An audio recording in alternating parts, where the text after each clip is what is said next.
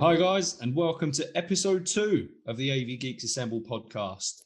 I am not going to be your host for this one. I'm making the introductions at first. We're going to do something a little bit different tonight. I've not actually been interviewed yet, so Ben, who you'll remember from episode 0, has agreed to jump in and basically put me under the cosh as well for this one. So there are 3 of us again that are being interviewed for this one. This is the final one where it would be the Avgeeks Assemble participants and group members. We do have others, but this is the last one for introductions on the podcast. The other guys are more behind the scenes and helping out. So that's the introduction. I'm going to hand you over to Ben now. So Ben, take it away, mate. Thank you very much, Andrew. So yes, warm welcome to everyone listening to the podcast. So this evening we have Mike with us. Yo. We've obviously got Andrew, who you just heard from. Hello. And Liam. Hello.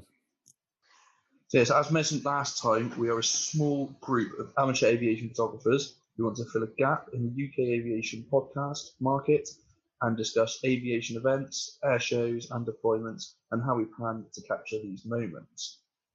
We also want to thank everyone who listened to our previous episodes, and the feedback has been outstanding, absolutely positive. So again, thank you all. We also want to emphasize that this podcast contains our own opinions, and it is just that. If we say anything that you may disagree on, that's totally fine. Your opinion, our opinions, all good.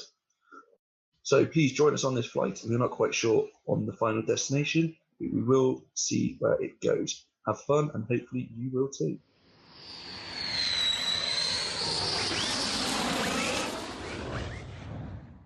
So we're going to start off with Andrew, who has obviously been our host for the last few shows. So Andrew, just a little bit of feedback about yourself. What got you into aviation photography and aviation in general? So essentially, the interest in aviation did start from a very early age.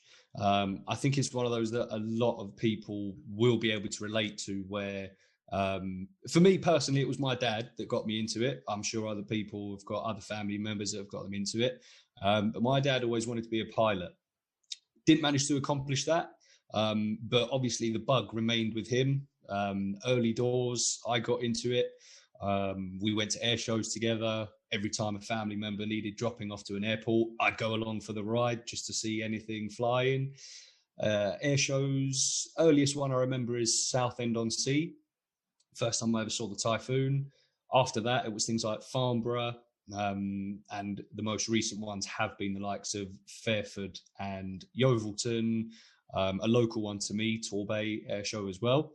So that's how it started. It started with my dad for aviation. Photography side of things was more, it was not an accident, but I sort of fell into it. So at one of these air shows with my dad, he had a camera with him. I just had my phone. He handed me this camera and I thought I'll give it a go, see what I can do. That was that. The rest is history. I just kept pointing and clicking.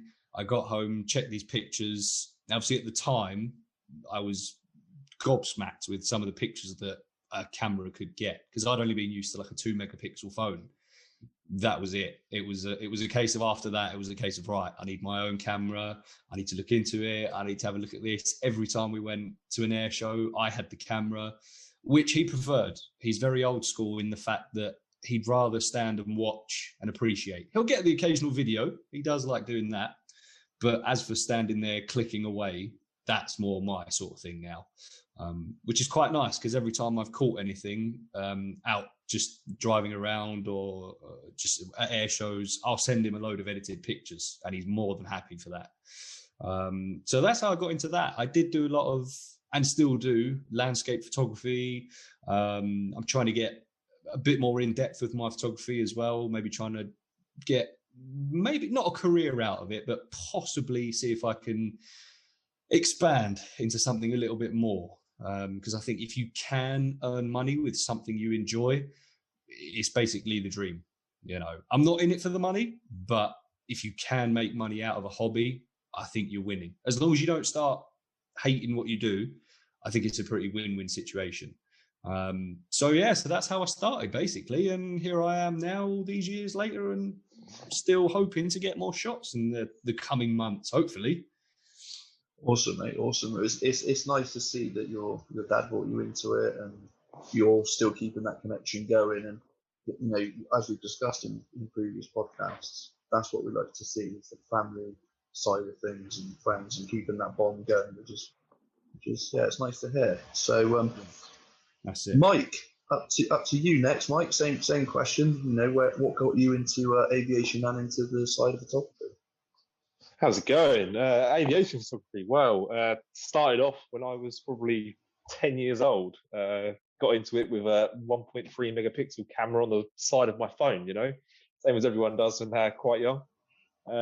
Basically started taking videos of Apaches flying over, and used to have them hover out the back of a field behind us. So, I sort of got it up, and then started playing PlayStation, loved aircraft, and then started basically driving to Lakenheath every now and again. But without a camera, I probably did 5 years of going to bases before I actually took a camera with me. We used to just love it. Yeah, rock up, have a watch. Same with Watsham, and every now and again Mildenhall as well. It was always sort of enjoyed watching it rather than taking photos. Obviously, traveling across New Zealand and Australia got me into the photography side. So I started on wildlife photography, and then picked up the aviation stuff because, there's not a lot of aviation sort of military sort of wise in New Zealand anyway. But in Australia, there's a few videos that I've posted to the Avgeeks. F-18 flying through Brisbane, C-17 through Brisbane. Cool stuff. And obviously I got home and straight to Lakenheath. I think it was my first trip within a week of being away for 2 years. I was at Lakenheath. And so it's basically just gone from there. And just every time I can get, a day off or something, shoot up, have a quick day. Obviously with the COVID restrictions that everyone's finding and no air shows, everyone's sort of running out of edits, aren't they? Okay, cool. Yeah, so of course, going across to Australia and New Zealand, definitely a different way of life down that different way. Breed. Yeah, definitely. New Zealand doesn't really have an air force. It's all C-130s and rescuing helicopters sort of missions, isn't it? I think. And in Australia, I was a bit unlucky to see anything. Obviously, the occasional Chinook. Saw what was it called? Operation Talisman Sabre, exercise Talisman Sabre. So I saw a lot of American stuff during that. But apart from that, there was 2 years of not a lot of aviation photography. It's always good to come back and always get back to the phone, especially in the UK. So thanks, Mike. Liam, up next. So again, same question. What got you into aviation, and what got you into the photography side of things?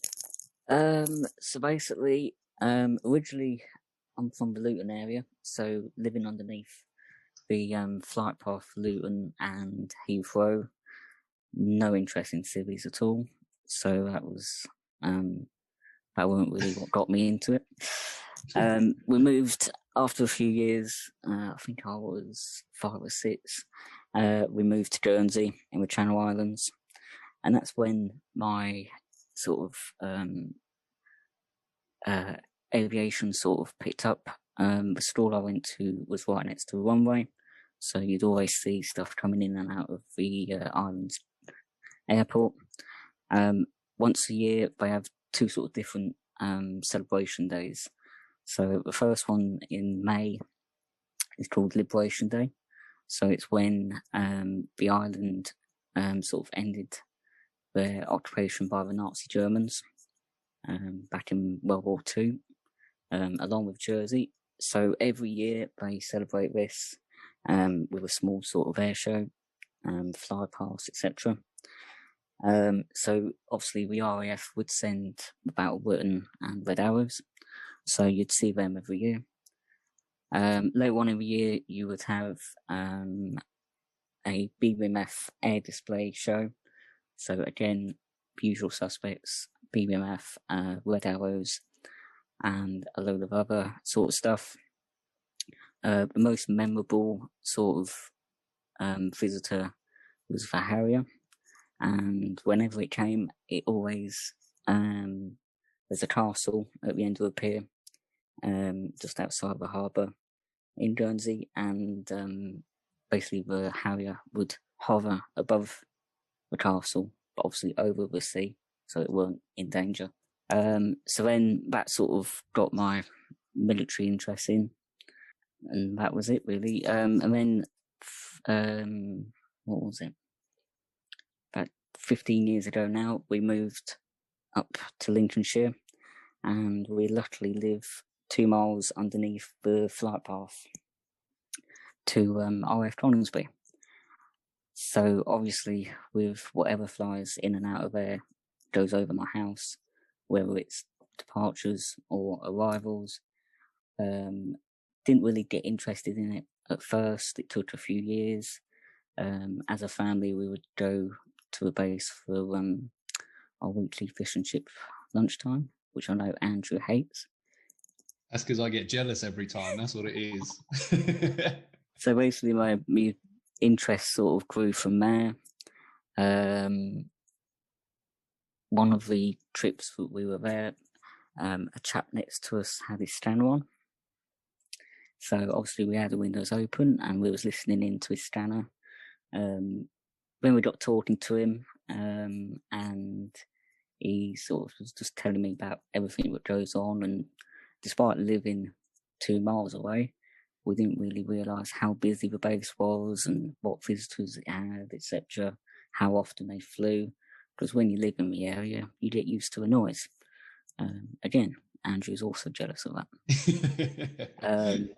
So then after meeting him that day, he said next week him and a few mates were meeting up. I was more than welcome to join them. So obviously at the time I was unemployed, so I needed something to get into, a new hobby. So I thought, yeah, why not? Let's go. So then a great friendship started there with him and a few other mates of his. Sort of got me into it. Then obviously with how everything works, they recommended a few spotting pages to join and whatnot. Started joining them, started getting interested in the photography side because a couple of them had cameras. And then, 2 years ago now, I got my first camera for Christmas, which I'll talk about in a bit. And then I sort of got into it a bit more. And yeah, that's sort of it.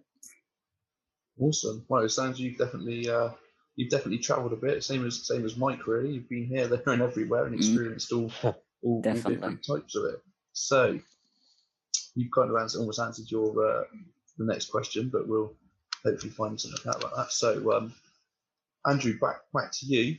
About your favourite base visit or meetup that you've had, or trip or air show or anything like that. Yeah. What's your favourite one then, mate? See, obviously, this one's a little bit tough for me because I'll be honest, I've not yet been to a base as such. I've obviously been to the likes of Fairford for an air show, Yeovilton, for instance, and things like that. But I've not actually visited a base on just a normal flying day, which is a shame. What I'm going to do, I did think of one that isn't an air show that sort of stood out, to be fair, but it's a bit of a weird one, but we'll use it anyway. So my job before this one, I used to travel around the southwest quite a bit. I'm an electrician by trade. So I'd travel, I was doing electrical tests in pubs, shops, things like that. And it was a summer's day. I was down in Cornwall, in Newquay, doing an electrical test on a pub. As per usual, the group chat was going off between us, people keeping an eye on the scanners and radars. And someone put in the group that the C-17 was visiting Exeter. I was in Newquay, so I was fuming. It literally, I watched it on the radar, and it flew over my house about 4 times. Obviously, I was an hour and a half away, so I was pretty fuming. He then started heading a bit further down to the southwest, and that glimmer of hope came in. And I was just there thinking, if he comes down here, he can only be going to St. Morgan. If he is coming down here fully, then I'm under that flight path. So what I did, I completed my job safely before anyone starts. Don't worry, I do my electric safely. I did that. And I said to the chap, I was like, look, I'm all done, but do you mind if I just stay outside for a little bit? Because I've got my camera on me. I had to explain to him pretty sharpish that it's because an aircraft was coming down I wanted to catch. I said, yeah, absolutely fine, mate. Fill your boots. So I'm sat in my van, waiting, cameras at the ready. All of a sudden, C-17 comes flying straight over. He was quite low because he had started his descent, started taking pictures. It was a beautiful summer's day as well, so the lighting was superb. Kept getting pictures of him. I stayed there for a little while because he did a few sort of touch and goes around St. Morgan. Got to the point where I thought, okay, that's probably it, so I'll head off. Started heading off, and I remembered when I was driving down there that I actually passed the end of the runway. So I thought, right, I know there's somewhere to park there. I thought, just in case he's doing any more, I'm going to pull up, I'm going to walk, sort of 2 minutes up the road, stand literally at the end of the runway. It's pretty much runway, the landing lights, the gate, and then the road, and that's it. And I was there. So I thought, all right, we'll keep an eye on it. I stood there, kept an eye on the old radar. Lo and behold, he came in again. I saw him from the other side, so he was coming towards me, landed, got my camera at the ready, kept it pointed. I had to do a bit of manual focusing, actually, because it was the chain link fence was in the way. So I had to be a bit more steady and manually focused. But he started lifting, saw him, caught him, got a few pictures. He's gone straight overhead. I'm there obviously clicking away, but I've got a C-17 taking off above my head. And I just remember that was his last touch and go. It just so happened to be that was his last one. Off he went. Before I even went back to the van, I had to check to see what pictures I got. And I was just looking, and I remember saying, boys, there's one especially in here that just prepare yourselves because I'm so excited about this shot. And it's one of my favorite shots, to be fair. All it is, it's just the way he's taking off. You've got the landing lights in front. You've got, it's quite a busy shot, but for some reason, I absolutely adore that shot. So I think that's a standout for me because, like I say, I've not been able to meet up with you guys or anyone else at bases. And outside of air shows, that's probably the closest I've got so far. So yeah, I'd probably say that, to be honest with you, mate. And hopefully it's going to be beaten this year, but we'll see what happens because we're still a bit uncertain with everything at the moment. But yeah, I'd say that, mate. Yeah, no, definitely, mate. I mean, last year, especially for us in the Avgeeks community, was a pretty sorry year for no aviation, really, no air show or minimal air shows. Yeah. But having especially the credit I'll go to the RAF for this, really, for doing their PDs or practice diverts at local air bases, local airport, was a glimmer of hope for us. I mean, me just like you, I had C-130s and C-17s and A400s going into Bristol, so to actually be able to get something aviation related is. Well, we know that in the group, I'm actually known as Captain F. The very, very quick story behind that is essentially anytime anything RAF, based is flying round, I miss it or it misses me. It will head for me and then it will go, actually, I'll go the other way, or it'll be cloudy or I'll be. So, yeah, to catch that one, I was pretty grateful and pretty buzzing. So, yeah. And there we go. That's what it is. It stands out for you. It made your day. It made you smile. And it did, without a doubt. That's what it's all about. So, brilliant job. Cheers, that Andrew. That was a nice little tale there, mate. That's right. Michael, on to you next, buddy. Again, same question. What's your favourite photo or your favourite memory of a base meetup that we've done or you've done personally yourself? Mine has to be River Fire in Brisbane, Australia, where they do a big fireworks show. It's I'm a bit bad for saying this, but I can't actually remember what it's for. It's something to do with Aboriginals, and there's a bit of a meaning behind it. But honestly, I can't actually remember the event. The reason I probably can't remember it is because They have a C-17 do a low fly past down the river, 250 feet. It is amazing to see. I mean, that was like brilliant. And it crosses over, comes back up, doesn't have a loop, like absolutely insane. And then I think it's like an hour later, an F-18 does a low fly past, same thing, full afterburner through, and that was honestly the best thing I think I've ever seen. And like for it to be planned and like it's going to be there, and you got to sit there with your camera waiting, and everyone's on radar, and you're basically watching this F-18 just in like a holding pattern. Everyone's waiting for it to start like dropping altitude. That was just like we saw it sitting at like I can't remember where it would be at, probably about 20,000 feet, and it's just like numbers started dropping, and we're like, oh right, it's coming in, and we see it right out the back of the city, and we're waiting for another minute, and this F-18 came ripping down the river, like did a quick wing wave as well, which was I was gobsmacked. I was absolutely blown away by it. Only thing was my camera's okay, it's not amazing. So I've got a few cool photos, but the quality's like probably not the best. So as it then went past and came back to do another fly past, I whacked video on and just filmed it come at us, and yeah, man, I was like almost going to drop my camera and just watch it, because that was the coolest thing I think I've ever seen. Absolutely brilliant. And then, I'd fly to Australia tomorrow to watch that again. The only thing I'd do this time is I'd ask someone to go and like get on like the 40th or 50th floor of a skyscraper and look down on it this time for a bit of a different perspective as such. That was pretty cool. So that was probably the highlight of my whole year in Australia, which is like I've done so much cool stuff, so many cool things. Same with New Zealand, but seeing that probably was a month before we left, and that was blew me away. Absolutely blew me away. So that would probably be my highlight. That's one place I'd love to go. Yeah, I think everyone's like that. I think we've seen the pictures that you've put up in the group and on your Instagram, and the videos and pictures that other people have put up, and it is just a sight to behold.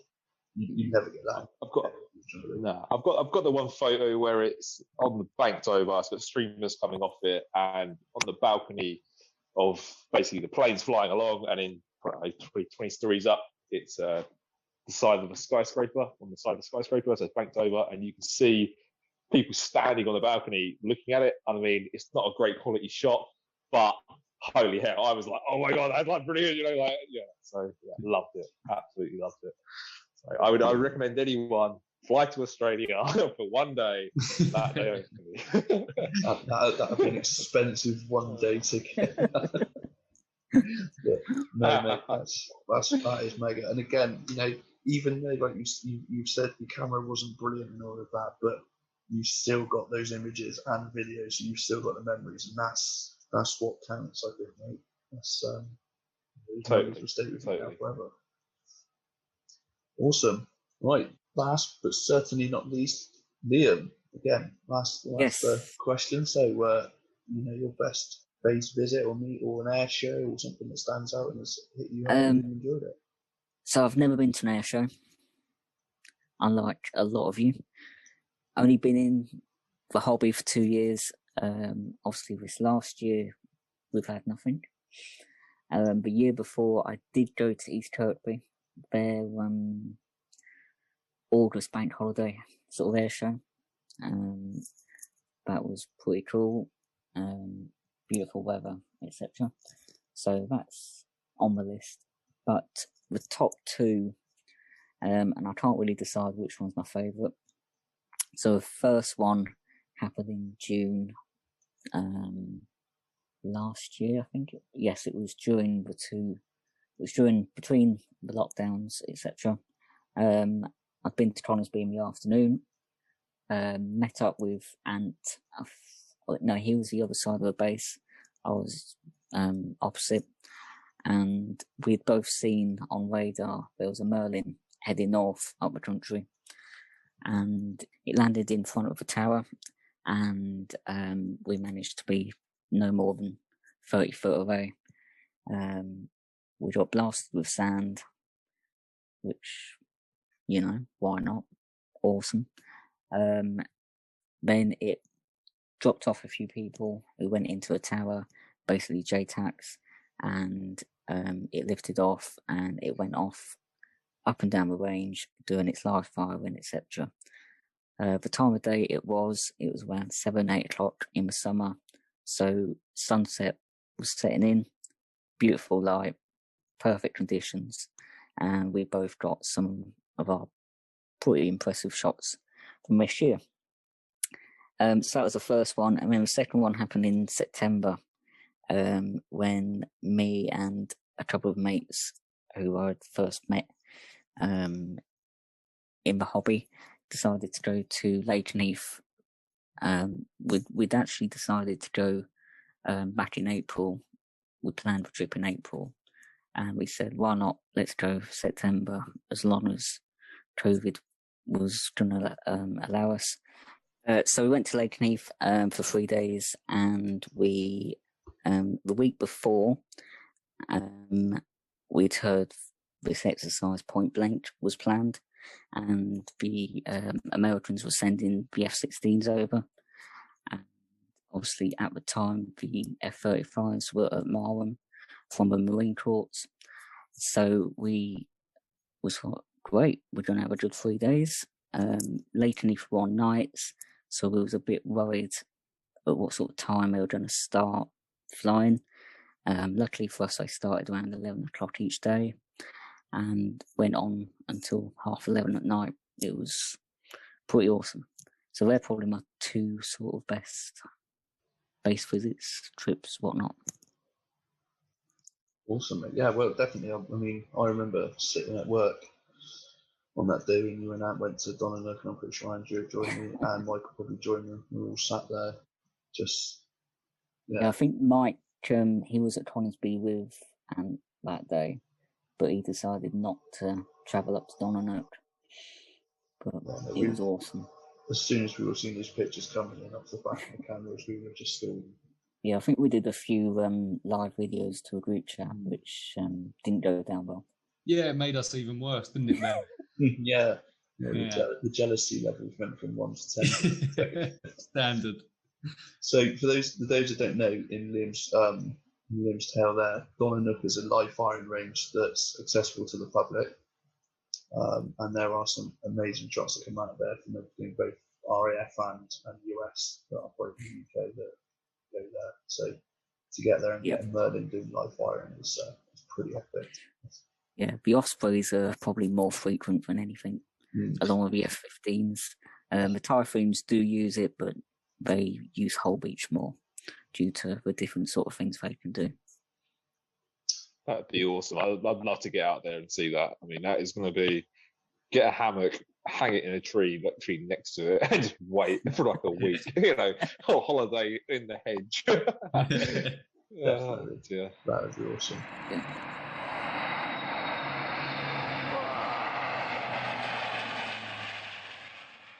Right, Jap. So next question.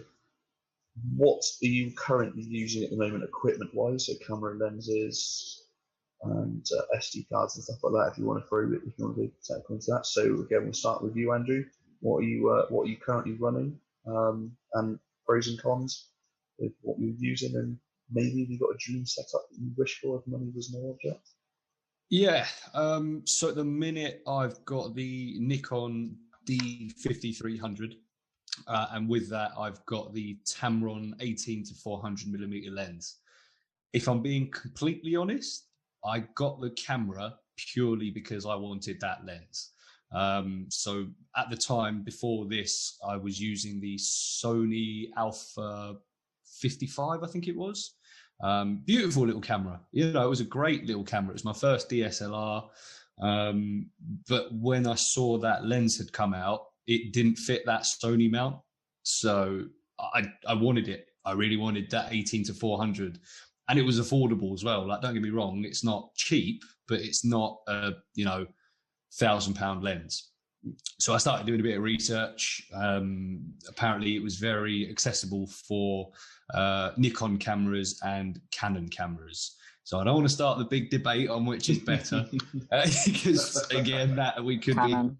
all the time. But yeah, I opted for the Nikon D5300.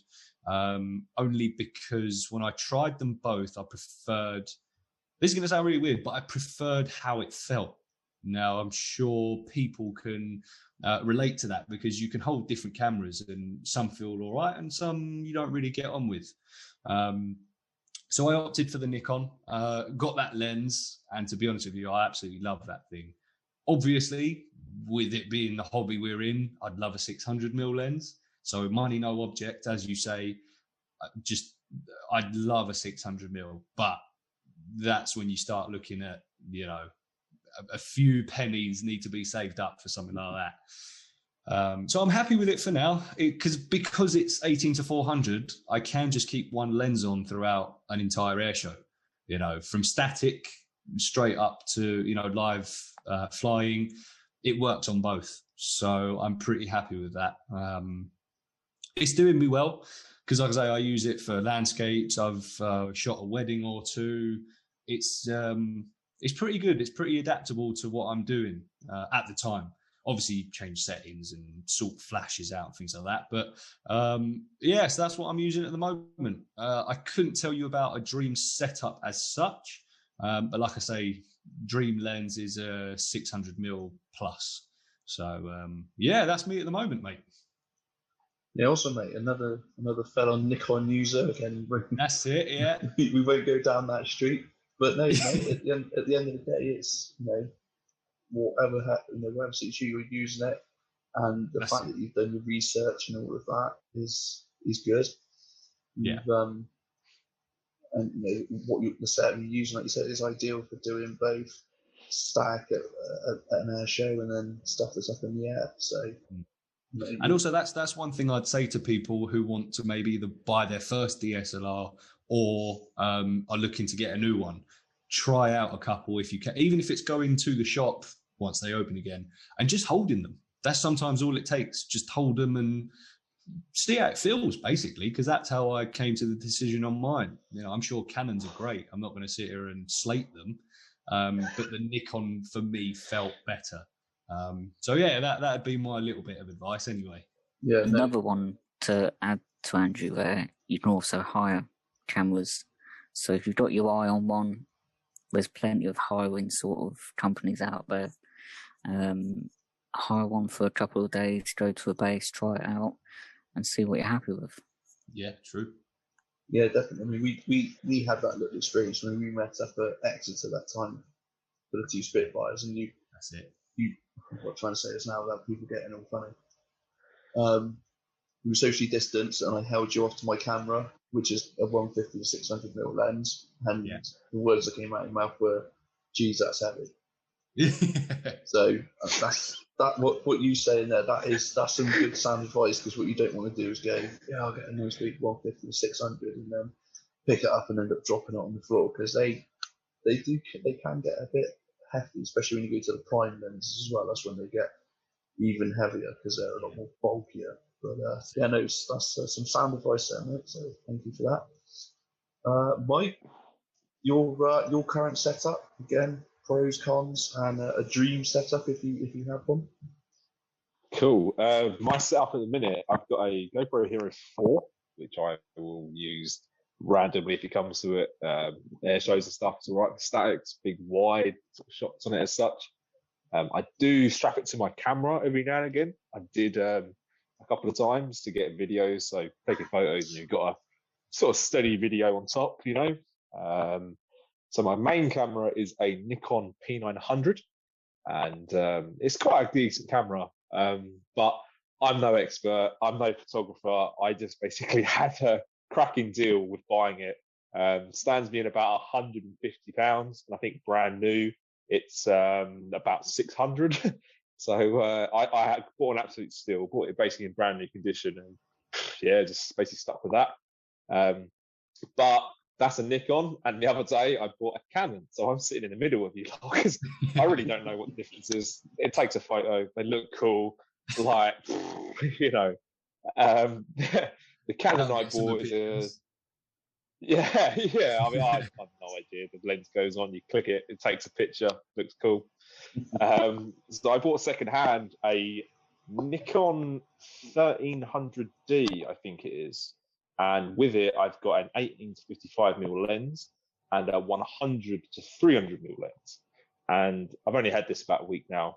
And to be fair, I've shot, just local wildlife more than anything. Haven't shot any aircraft yet, obviously.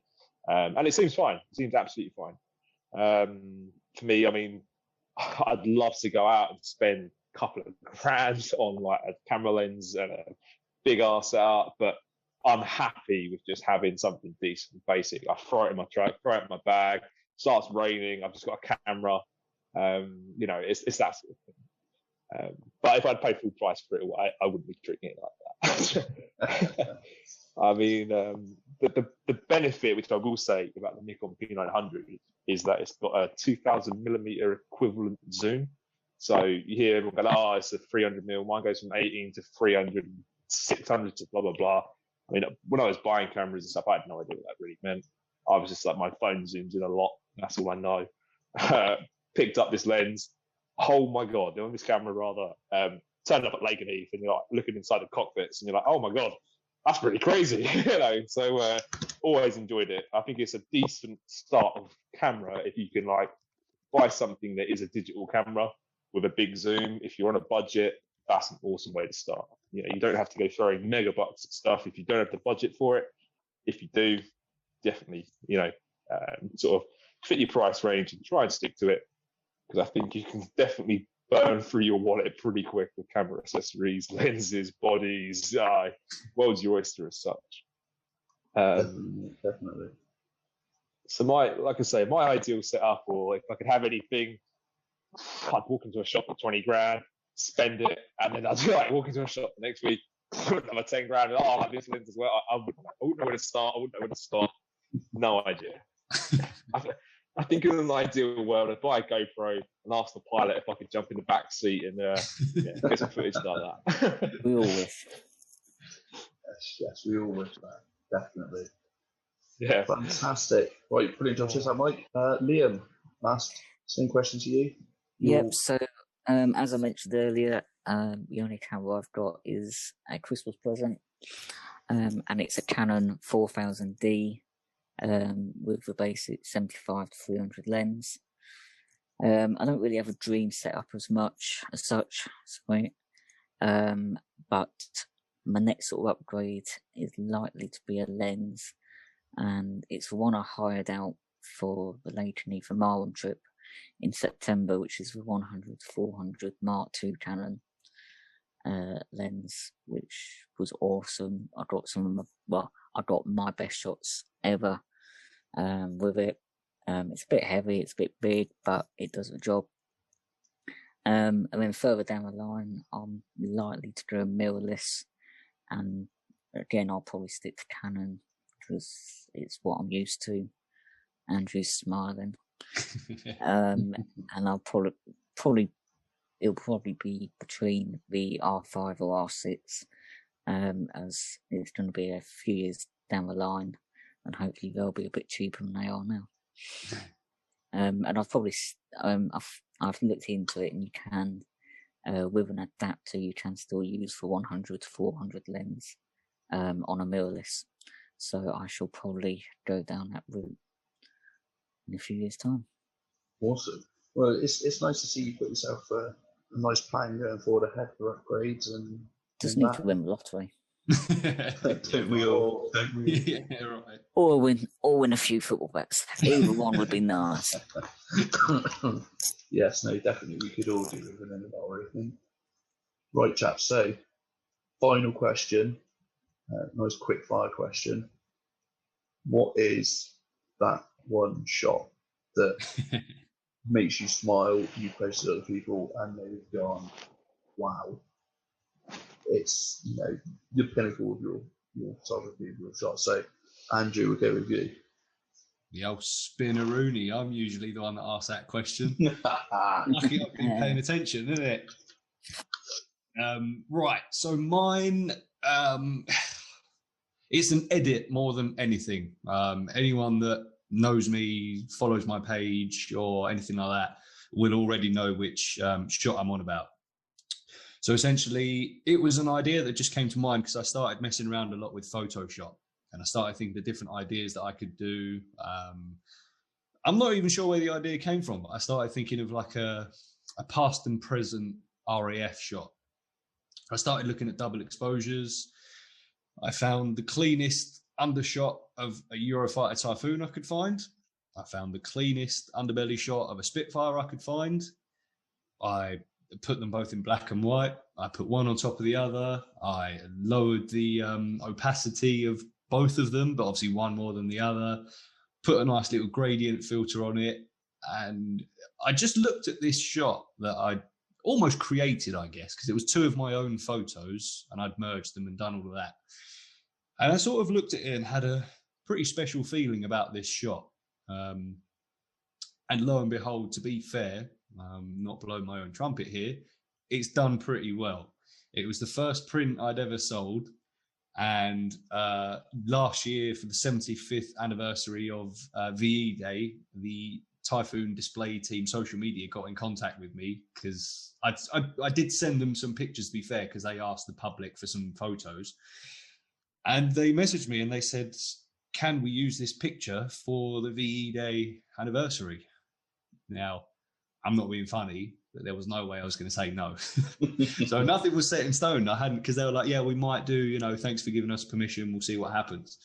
It just so happened that later that day I went out for a walk, a nice, lockdown, one exercise a day walk. All of a sudden, my phone started going a little bit mental.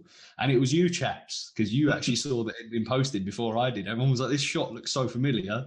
Lo and behold, they credited me. And that shot was used by the Typhoon display team social media accounts for the 75th VE Day anniversary, which I'm just, I was blown away, like truly humbled by that as well. But I had a special feeling about that shot, and it's still my favorite now. It's the one I've had printed for myself the most. I've even turned it into a canvas. A lot of people are going to hear that and go, you sad? No, but it's true. I saw the shot and I'm just really happy with it. So, and it's done well. So yeah, a little bit of a no-brainer for me, that one. And luckily, because I've been asking everyone else, I thought of it myself as well. So yeah, that's me, mate. Yeah, it's definitely not a trip-up question for you. You've been asking it for the last couple of podcasts. That's it. But no, I do know the shot you're talking about, mate, and it is an absolute stunner. Thank you, sir. When we've seen it hit off like it did, and then, like you said, the RAF display, Typhoon display team get a hold of it and use it as well. It was just at this world, and it's still, again, a lot of attention now, and it is a fantastic edit. So kudos to you. So I tip my hat if I was right now. Thank you very much. So, Mike, again, same question to you. That one shot that defines you. Yeah, I've got a lot of photos with a lot of variation. That I love everything of it. They're not the best. You wouldn't get it published or put it on a canvas or any of them. I don't think. They're just sort of all, in the moment, love it sort of thing. But my top shot would be obviously the F-18 ripping through Brisbane, and I'd say the video of it rather than any photos. The photos have got a cool, you can see what's going on, but they're not like print worthy as such. So the video I got of it coming through, I show that to everyone. I love it. I'd like, if I could have that in 4K, watching it every day, I would. I'd wake up and watch that video. That's definitely my highlight for photos and stuff like that, which is a video. So to be fair, I can't put it on canvas, but you can't really put videos on canvas, so I guess I'm stuffed. Yeah, no, awesome, mate. We're all now very jealous of you being in Australia. Yeah, I think if I did go back, I'd do the thing where you rent a camera to get the better shot of it. But that, for me, definitely that video. Awesome. And finally, Liam, your good self, sir. Yes. Your defining shot. I can't really think of one for certain, but I'd say I keep going back to it. It's probably one. To be fair, it's one I've sold the most. Again, unlike Andrew, not gloating. It's of when I was at Marwam. I got both the UK badged F-35 and the US one with their hoods up. And I've managed to crop in not too much because I was pretty underneath them on the flight path. And basically it's the nose, the cockpit, the hood, and the air vent just behind the hood, or toilet seat, well known. And I've done a few edits, again, like a few others, and that's probably one of them. Along with the Merlin, I got some nice shots of that, and the thousands and thousands and thousands of Typhoons I've got. All right, don't rub it in. Sorry. Yeah, well, I'm not surprised you got Typhoon shots, mate. You live right underneath Coningsby, so I'd be disappointed if you didn't have Typhoon shots. Don't be jealous. Don't be jealous. So like the historic sort of value to the BMF, the amount of shots I've got of them, they're all up there, just as what they sort of value. Yeah, they're good shots, mate. I'd love to get something like that. I just haven't ever had the chance to get out there and get something decent. You live next to Lakenheath, mate. Oh, I don't. I'm an hour and a half from Lakenheath. Close enough. Yeah. Closer than Andrew and Ben. Everyone's closer than me. Yeah, this is. Well, guys, that is just about gets us back to base after our second outing. We'll probably go around the group and get your social media accounts. So, Andrew, if you could give us your social medias on all the platforms you're on. Yeah. So at the minute, aviation photography wise, it is just Instagram and Facebook. And it's Afterburner Aviation, all one word, no afterscores or anything, just Afterburner Aviation. And that's me on Instagram and Facebook. Awesome job. Thank you very much. And Mike, same to you, mate. Yo, mine is Smike Buckley on Instagram and Facebook, but there's not a lot you want to see on Facebook, so just keep it to Instagram, I guess. And is SMIKEBUCKLEY. Awesome job. Thank you, mate. And finally, Liam, your Instagram and Facebook and social media. Yeah, so it's mainly, for my photography, it's mainly Instagram and TikTok, and they are both L.C.R space photography. Awesome and that's job. pretty much it. Also, I think you're one of two or three of us that are on TikTok for yeah, it's not too bad. You get it's like Instagram and the Reels, hit and miss. I don't think it's for aviation, is it, TikTok? No, it's you'll be surprised the amount of aviation stuff there is on it. Awesome job. No. Well, once again, thank you for everyone that has joined us on this second episode of the Avgeeks podcast. We hope you enjoyed it as much as we have. Please do drop us a DM on Instagram or join the Facebook page if you want to give us any feedback. Now, as Andrew said in the beginning, this is the last Avgeeks introductions. Our next episode will feature a guest. I'm not going to say who. We want to keep you on the suspension list. Yes, the next podcast will feature a guest of aviation photography. So if you have any questions, please do DM us to the Instagram page, and I'm sure we might be able to throw them to the guest. And lastly, if there's any topics you want us to cover us in future, then please do get in touch and DM us. So that is me. Stay safe out there, and we will see you at the fence.